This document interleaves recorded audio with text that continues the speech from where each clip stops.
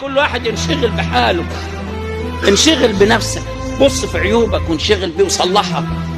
شوف اوقاتك بتروح منك فين. انت مالك ومال الناس؟